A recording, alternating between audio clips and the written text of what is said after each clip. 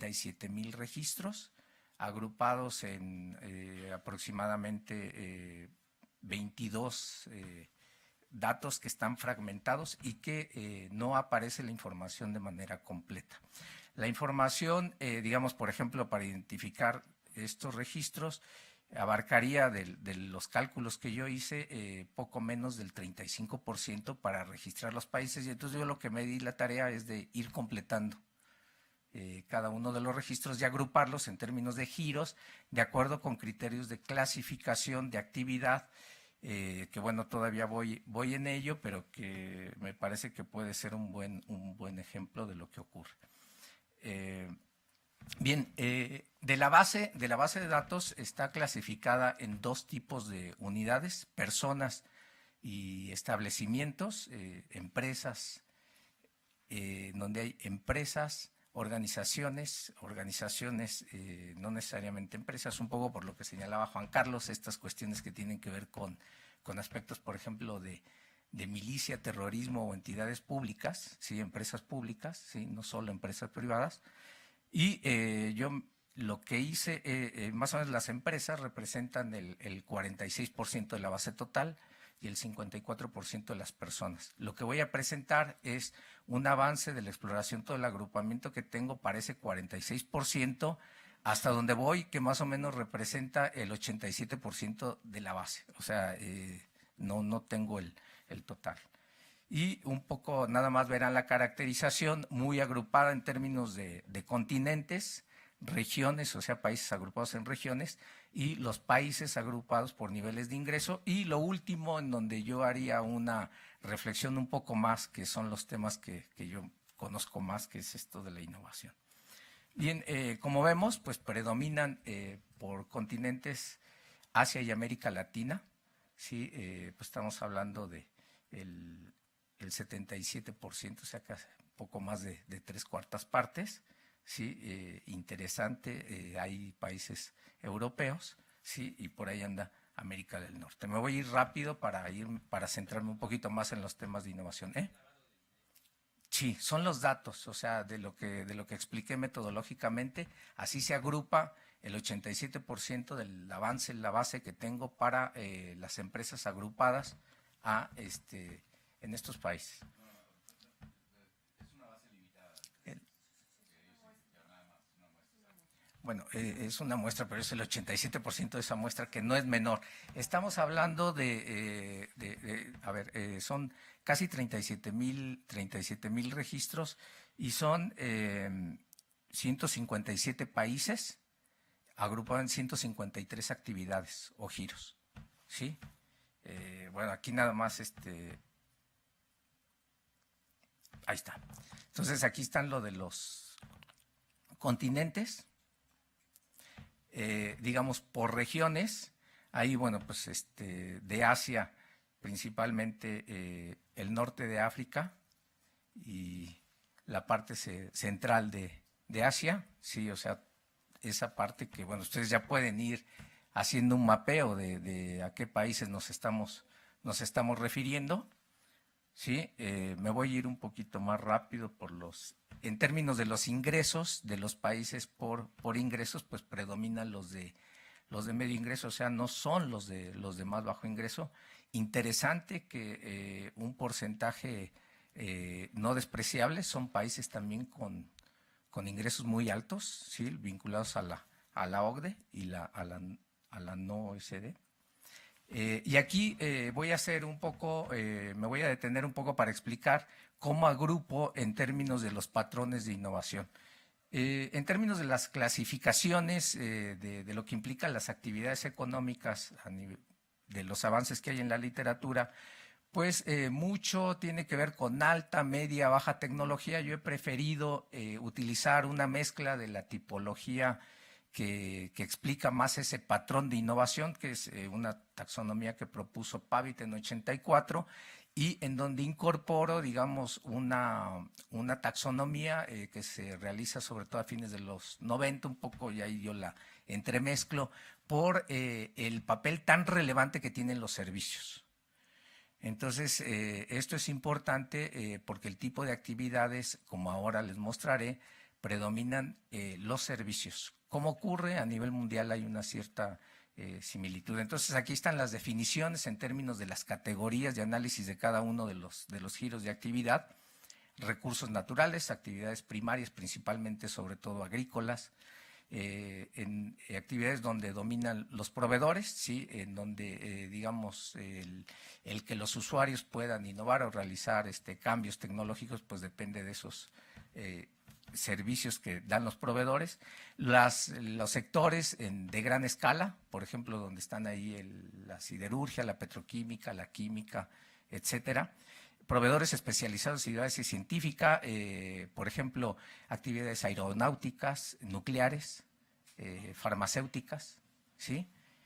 Y finalmente, los servicios, yo los he agrupado en servicios tradicionales e intensivos en conocimiento. Tradicionales, por ejemplo, peluquerías, todo esto de lavado de que señala, casinos, etcétera. Pero servicios intensivos en conocimiento, como son consultoras, ingenierías especializadas o fundaciones, etcétera, ¿sí? Bien, ¿cómo está la distribución en términos de los establecimientos? Pues como les había señalado, predominan las actividades de servicios y los servicios intensivos en conocimiento. Sí.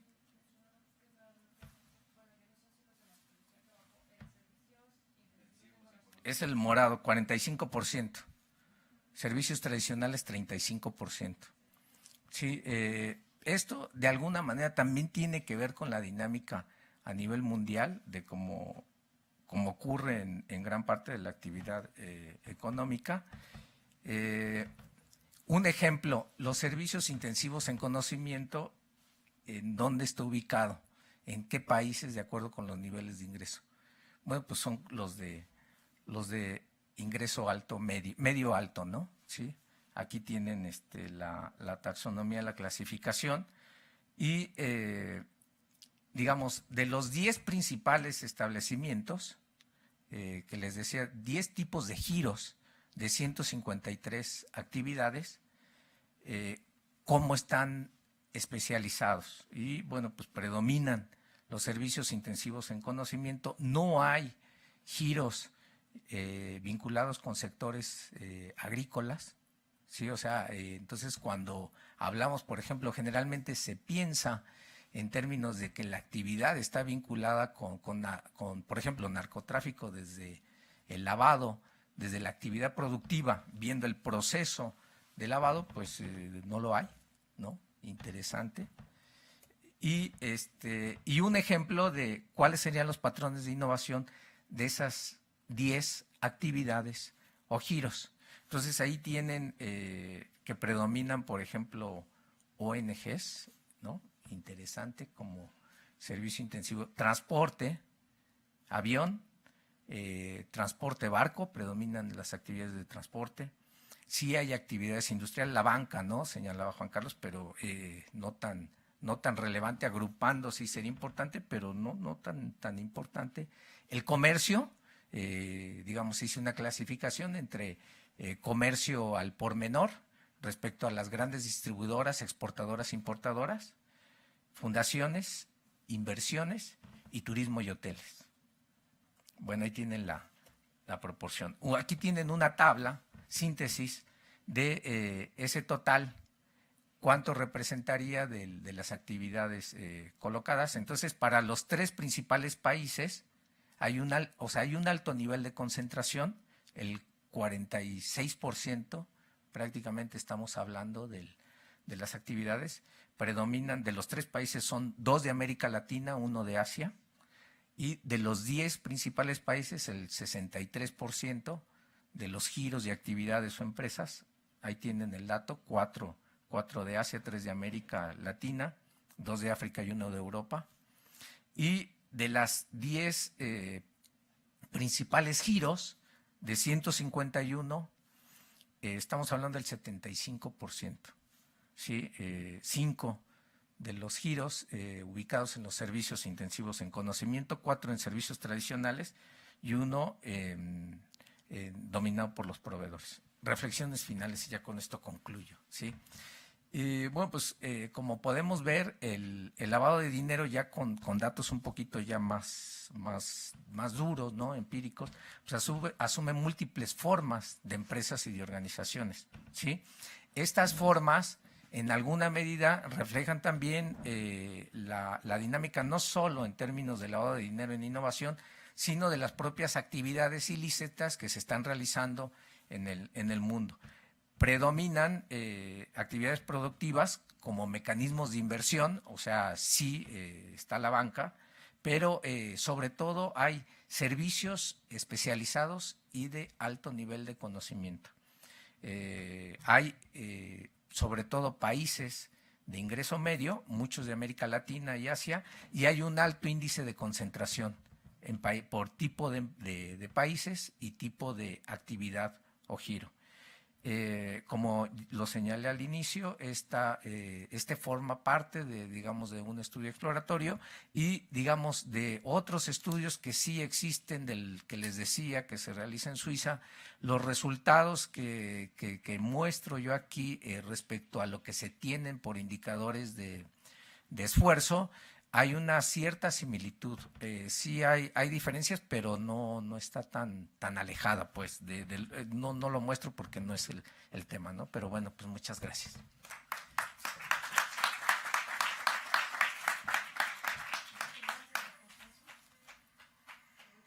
Tenemos todavía unos 5 minutos para preguntas. Si son tan amables, si alguien tiene alguna duda, allá atrás, por favor. Sí.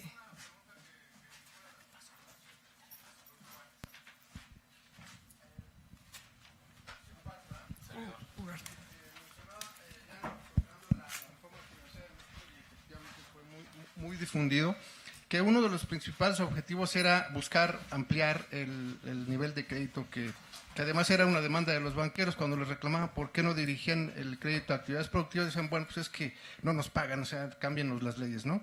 Entonces, uno de los objetivos de esa reforma, y efectivamente el Código de Comercio y varias leyes se reformaron para hacerla más coercitiva en ese aspecto, que incluso se dice que pues se está violando la Constitución porque pues nadie puede ser apresado por deudas civiles, ¿no? Que ahí es otro aspecto a destacar. Pero bueno, y después la gráfica que nos presentó el doctor Moreno, pues resulta que pues sí, el PIB financiero está muy ampliado, pero ya en cuestión de canalización de crédito, pues está al revés. O sea, la gráfica queda totalmente volteada y no hay tal. ¿Cuánto llevamos de reforma financiera? ¿Año y medio, 2 años? No sé si a estas alturas ya se puede evaluar si efectivamente ese efecto perseguido con el cambio en el marco legislativo para hacer más coercitiva la persecución de los que no pagan está dando resultado. Tengo para mí que pues el marco legal es importante, o sea,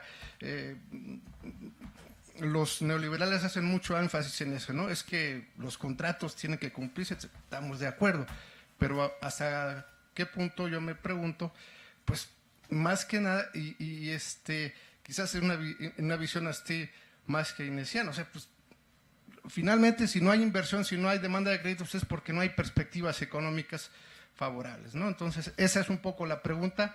Yo creo que puede ser planteada para los dos Juanes, ¿no? Gracias. Ok. ¿Alguien más? Por favor, allá atrás. Y luego ya damos una respuesta general. ¿Sí? ¿Sí? Por favor.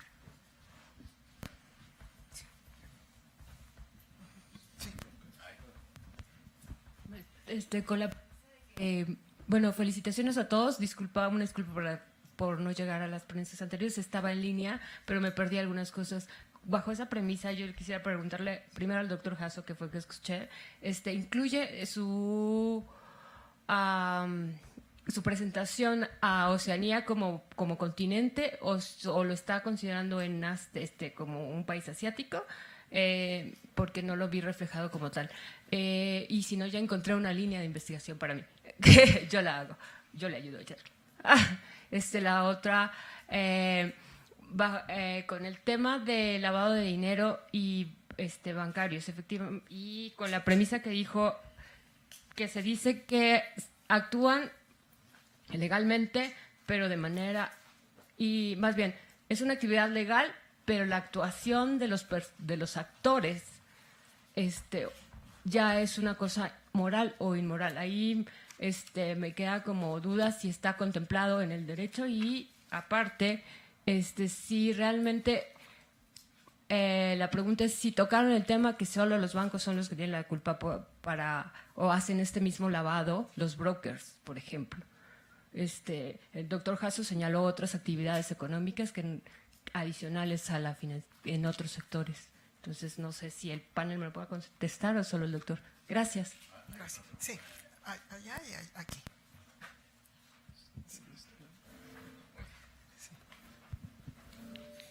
Bueno, yo respecto a las fechas precisamente de lo que es la tranza o la sinvergüenzada, pues yo me iría desde que los españoles robaron a México, ¿sí? Después de que los ingleses, por medio de los piratas, fueron los que robaron todo eso. Ahora tenemos otro representante, por ejemplo, de Estados Unidos, que es Oro, que también es un gran sinvergüenza, ¿sí? Y también de la CIA, todo lo que se conoce de todo lo de Estados Unidos, ¿sí? Ahora, cuando decía que del campo no, yo mencioné que, pues, ahora sí que toda la droga que es del campo. Y, por ejemplo, cuando la guerra ¿cómo se llama? Que perdió ha perdido todas las guerras, pero una precisamente sale de cómo están con la amapola, ¿sí? Entonces, vivimos en un mundo corrupto, ¿sí? Esa es la verdad. Para mí, no sé. Bien, muchísimas gracias. ¿Y nos hace favor por ahí?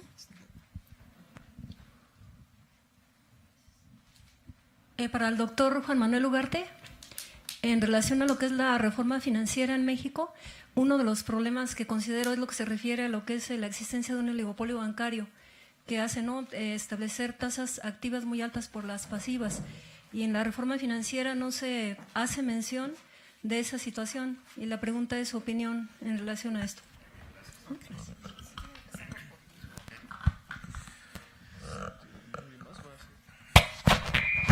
Esa es una pregunta muy bonita y además me encanta. Ya no es, vamos a decir, desde el punto de vista de número, no puede considerarse como oligopolio. Desde el punto de vista de concentración de las operaciones, sí es un oligopolio. Son 44 instituciones actualmente, o sea, 42 más 2, o sea, 44. Y lo que sí puedo decir es que no es privativo de México, sino que es privativo del mundo. El negocio financiero normalmente reacciona oligopólicamente. O sea, ante el movimiento que realiza el líder a nivel mundial, normalmente los siguientes generan una reacción oligopólica. Y esto es, hubo un análisis en los 60, o sea, que es Frederick Knickerbocker, que es una tesis doctoral del MIT, y así se llama Oligopolistic Reaction, y determina perfectamente bien cuál es el perfil de comportamiento de estas instituciones en general, al lado de las grandes empresas en general, fortaleciendo otra tesis de Steve Heimer, en donde se veía cómo reaccionaban las empresas participando en otros países, cuando la teoría del comercio internacional era todavía la que prevalecía en ese momento. Pero vaya, no se prevé nada en la reforma financiera sobre el comportamiento oligopólico. Hay una ley de competencia que supuestamente impide eso. Y muchas de los artículos, en todas las leyes, se introdujeron artículos en los cuales, cuando hay una fusión o adquisición de un banco por otro, sí debe dar opinión la Comisión Federal de Competencia, para ver si no está concentrando mercado en forma importante. ¿Nada más? Gracias. No sé si esto responda. Gracias por las preguntas, gracias por estar aquí y felicidades a los trabajos de mis colegas. Sobre la pregunta si la reforma financiera, si ya pasó el suficiente tiempo para ver si sirvió o no sirvió, qué es lo que está pasando. Qué difícil es cuando cambia la parte macro, ¿no? Entonces es que la reforma funciona o funciona mal o bien porque la actividad económica de México está subiendo o bajando. O sea, no tengo los datos, sinceramente, para poderte decir si ya está o no. Hay unas declaraciones del secretario Videgaray hace muy poquito con una información interesante apuntando a que sí. Sinceramente, no conozco un estudio. Habría que tener cuidado en la parte de ligarla también con la reforma fiscal. Los bancos no es que sean unos miserables o los banqueros que no quieran prestar, sino que es muy rentable hacer otras cosas. Por ejemplo, comprar bonos del gobierno. Entonces, cuando uno tiene una política fiscal en la cual los ingresos fiscales son muy bajos y entonces hay que endeudarse, ¿y hay que endeudarse en dónde? Entonces, uno de banquero dice, pues mejor compro esto, convendría, tiene mucho menos riesgo que andar prestando. Como dice Juan Gabriel, qué necesidad, ¿no? ¿Para qué tanto problema? Luego, lo de lo moral y legal, o sea, tener dinero, robar dinero y darle a una ONG, pues a lo mejor es moral, pero es ilegal, la robada del dinero, ¿no? Tener dinero, legal o ilegal para mandar golpear a mi cuñado, pues también es inmoral, es ilegal y es un montón de cosas, ¿no? Entonces, eso, lo de moral yo no lo metería al tema, la verdad, porque depende de muchas cosas, ¿no? Y luego lo de los bancos. La verdad es que hace mucho tiempo a Getty, uno de los grandes banqueros gringos, le robaron un banco, entonces fue un escandalazo. Entonces lo entrevistan y dice, ¿cómo le va a hacer, señor Getty? Dice, mire, jovencito, el negocio no es robar el banco, el negocio es tener el banco. Entonces él seguía haciendo negocio. Y uno podrá criticar mucho a los bancos, pero no tener una economía en la cual los bancos no funcionan es mucho peor. Entonces cuando no se está dando ese crédito, los negocios necesitan crédito y el crédito no... Bueno, mis colegas saben mejor. El crédito acá es crédito de proveedores, que quiere decir que el crédito del proveedor quiere decir que no le estás pagando al proveedor a tiempo, no es lo que quiere decir. Entonces necesitamos un sistema financiero que dé mucho mejor intermediación para actividades productivas. Y eso se mete a muchos temas de desigualdad igual y que con mucho gusto conversamos en otro. Yo nada más quería pasar una pregunta a Javier, porque la base de datos que toma Javier, hasta donde yo entendí, es de Estados Unidos de activos de extranjeros, ¿no? Entonces la parte de Estados Unidos, o sea, por definición, hasta donde yo entiendo, en la misma base de datos, los norteamericanos que hacen ese tipo de cosas no están en esa base de datos. Entonces están los de fuera de Estados Unidos. Entonces por eso de repente las gráficas se ve América del Norte muy chiquito y diría, bueno, caray, con el peso de Estados Unidos, seguramente mucho el lavado, esas cosas, financiamiento del terrorismo, se hace en Estados Unidos, pero la misma base excluye a Estados Unidos. Eso es una y la otra. Muchos negocios, pensemos en los barcos que navegan con bandera